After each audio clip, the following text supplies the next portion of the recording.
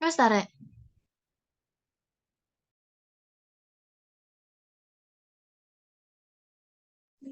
Assalamualaikum warahmatullahi wabarakatuh. Kami dari kelompok 11.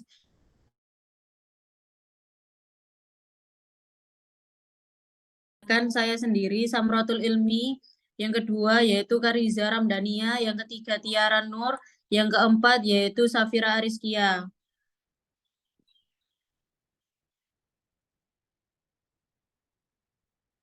Yang pertama yaitu adalah pengertian perkembangan. Pengertian perkembangan budaya organisasi multikultural. Manajemen antara budaya baru mulai bermain pada pertengahan 1990-an. 1980-an. Gert Harvard pada kenyataan bahwa perusahaan multinasional harus menyesuaikan gaya manajemen yang cocok dengan budaya negara di mana mereka bekerja. Hostede membedakan budaya nasional dengan menggunakan 5 dimensi, yaitu yang pertama yaitu jarak kekuasaan, yang kedua yaitu individualisme versus kolektivisme, yang ketiga yaitu kuantitas hidup versus kualitas hidup, yang keempat yaitu penghindaran ketidakpastian, yang kelima yaitu jangka panjang versus jangka pendek orientasi.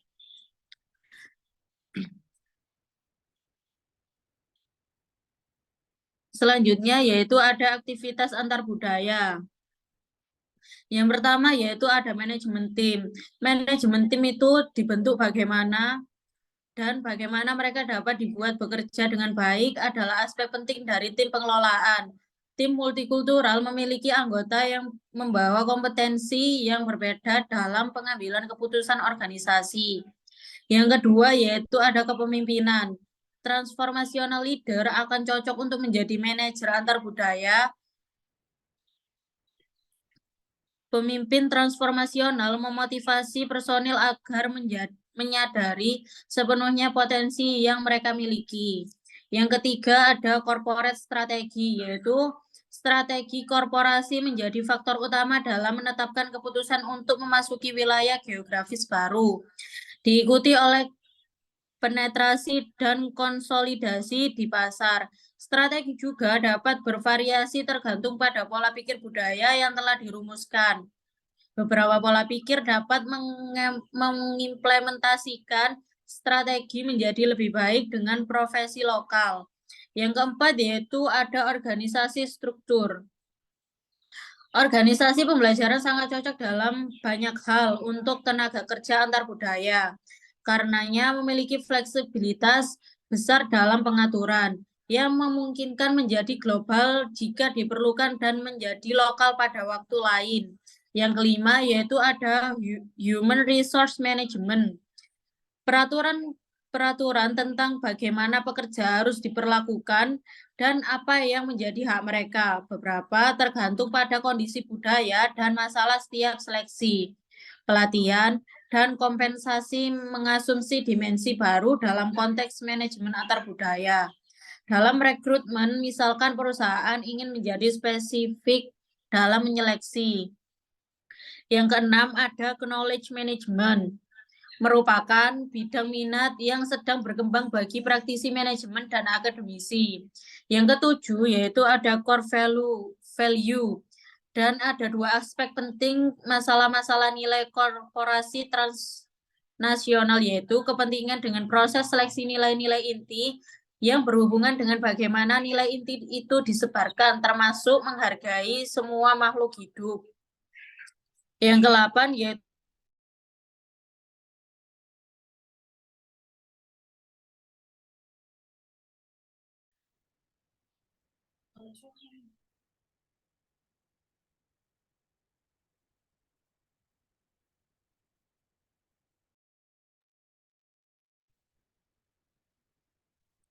pada perbedaan bahasa membawa manajer bersama mengikuti program ini yang dapat meningkatkan apresiasi pada pola.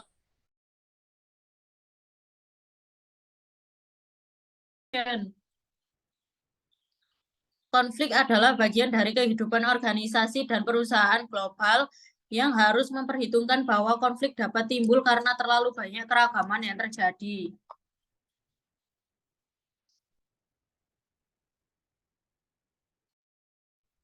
Selanjutnya, kami akan membahas mengenai strategi korporasi. Strategi korporasi merupakan strategi yang direncanakan serta dieksekusi pada tingkat korporasi atau perusahaan. Strategi korporasi ini menentukan segala bisnis yang sedang dijalankan oleh perusahaan dan apa yang ditargetkan perusahaan dari bisnis tersebut. Biasanya, strategi korporasi dibuat berdasarkan pada visi dan misi perusahaan.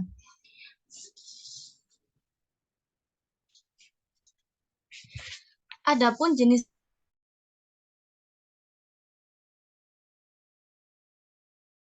yakni strategi di mana perusahaan meningkatkan jumlah pasar yang dijadikan target ataupun menambah jumlah produk baik melalui bisnis yang sudah ada maupun dengan bisnis baru.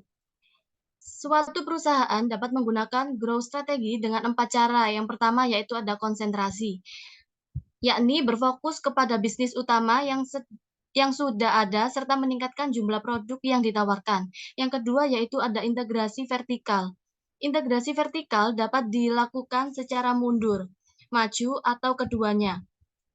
Pada integrasi vertikal mundur, suatu perusahaan menjadi pemasoknya sendiri, menggantikan pemasok luar sehingga dapat mengendalikan inputnya. Sedangkan integrasi vertikal maju, suatu perusahaan menjadi distributornya sendiri sehingga dapat mengendalikan outputnya. Yang ketiga yaitu ada integrasi horizontal. Pada integrasi horizontal, suatu perusahaan tumbuh dengan cara mengakuisisi ataupun merger dengan kompetitornya. Yang keempat ada diversifikasi. Perusahaan mendiversifikasi bisnisnya, baik itu yang berkaitan maupun yang tidak berkaitan.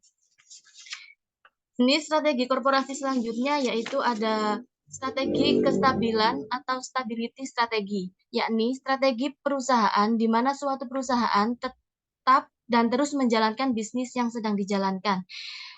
Selanjutnya yaitu strategi pembaruan atau real world strategi, yakni strategi yang umumnya diterapkan ketika suatu perusahaan sudah berada dalam masalah, misalnya permasalahan finansial dan perlu untuk bangkit atau memutarbalikkan situasi.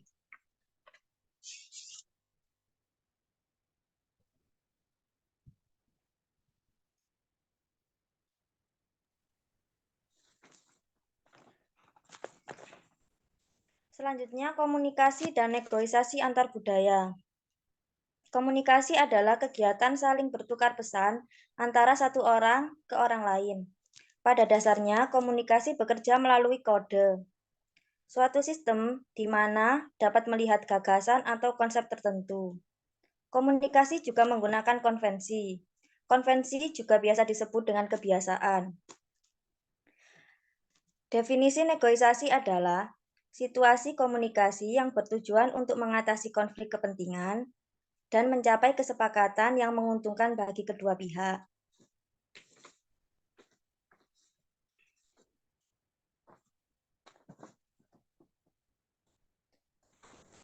Di dalam komunikasi dan negosiasi antar budaya terdapat model kecerdasan sosial.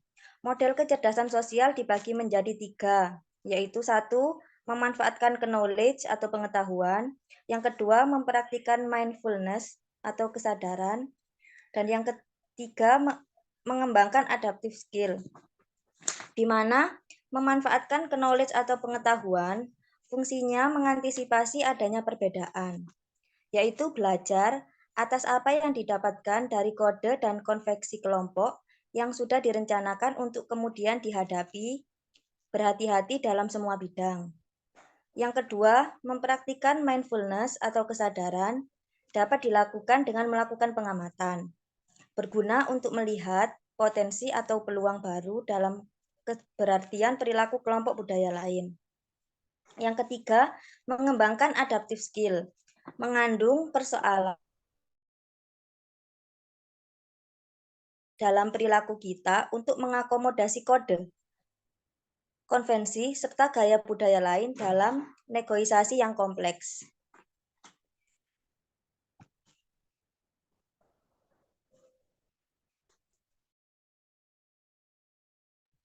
Selanjutnya yaitu pengambilan keputusan antar budaya. Pengambilan keputusan adalah suatu hasil atau keluaran dari proses mental atau kognitif yang menyusun pada pemilihan jalur perbuatan antara beberapa pilihan yang tersedia. Berikut ini terdiri beberapa ciri-ciri pengambil keputusan. Terdiri atas yang pertama, proses keputusan. Proses keputusan adalah proses penalaran berdasarkan asumsi nilai, preferensi, dan keyakinan pembuat keputusan. Yang kedua ada konsep ikatan. Suatu keputusan yang menyangkut sejumlah besar orang-orang. Hal yang terpenting yaitu kemampuan untuk menghadapi reaksi dan menyelesaikan perbedaan-perbedaan antara kedua belah pihak. Yang ketiga, faktor penilaian. Suatu proses dan cara menilai dan mengambil perihal yang berkaitan dengan keputusan yang telah ditetapkan melalui pertimbangan. Yang keempat ada perilaku dengan maksud tujuan tertentu. Sikap penilaian dalam pemilihan alternatif harus dibandingkan satu dengan yang lain, yang berhubungan dengan maksud dan tujuan organisasi baik dalam jangka panjang maupun jangka pendek.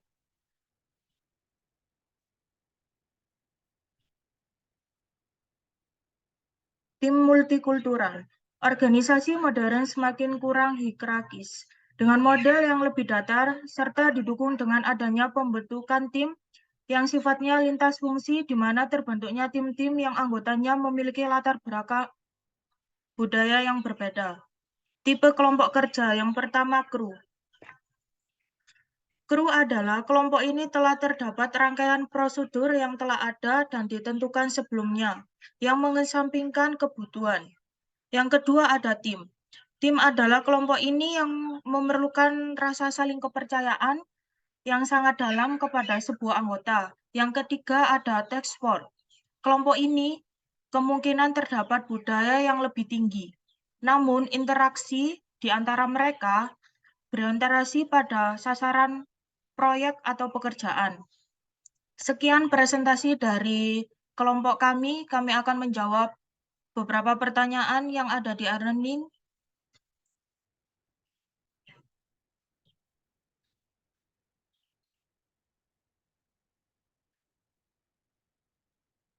Saya akan menjawab pertanyaan dari Mas Bahatil, yaitu apa terkaitannya organisasi dengan multikulturalisme. Organisasi sendiri mempunyai arti adalah yaitu suatu kelompok orang dalam suatu wadah untuk tujuan bersama. Arti dari multikulturalisme adalah keberagaman budaya. Istilah organisasi multikulturalisme mengacu pada sejauh mana sebuah organisasi menghargai keberagaman budaya dan bersedia untuk memanfaatkan dan mendorongnya. Penerapan sistem organisasi yang multikulturalisme cocok untuk diterapkan di Indonesia. Terlebih lagi di dalam organisasi kampus, karena lingkungan kampus semakin heterogen. Perlu adanya sebuah sistem yang dapat mewadahi latar belakang orang-orang yang berbeda untuk mencapai tujuan yang sama. Jadi, multikulturalisme berkaitan dengan organisasi. Jika dampak yang ditimbulkan oleh keberagaman budaya positif, maka organisasi tersebut akan positif. Begitupun sebaliknya, atau bisa disebut dengan multikulturalisme mempengaruhi organisasi.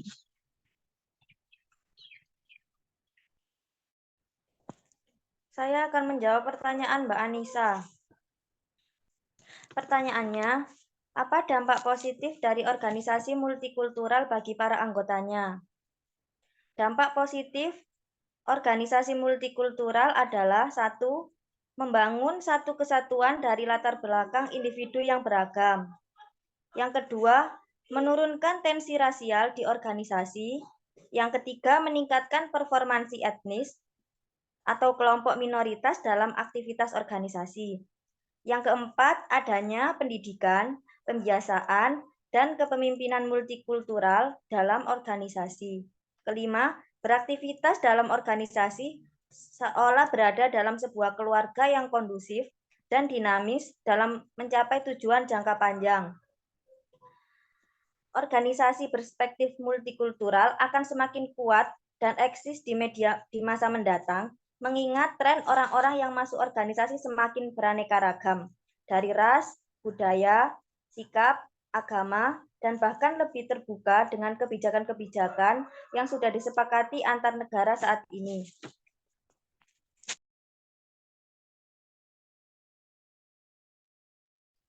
Saya akan menjawab pertanyaan dari Reza Eka. Pertanyaannya, bagaimana upaya yang dapat dilakukan untuk mewujudkan suatu organisasi multikultural yang harmonis? Jawabannya yaitu dengan membudayakan sikap toleransi, saling memahami, dan saling menghargai perbedaan yang ada antar kelompok organisasi. Untuk membudayakan sikap toleransi, suatu organisasi harus menghilangkan perilaku etnosentrisme atau perilaku yang mengutamakan budaya dan suku bangsanya sendiri, dan perilaku fanatisme atau kondisi di mana seorang menjadi obsesi berlebihan terhadap suatu hal. Menyadari bahwa antar kelompok organisasi masyarakat saling membutuhkan dalam memenuhi kebutuhan.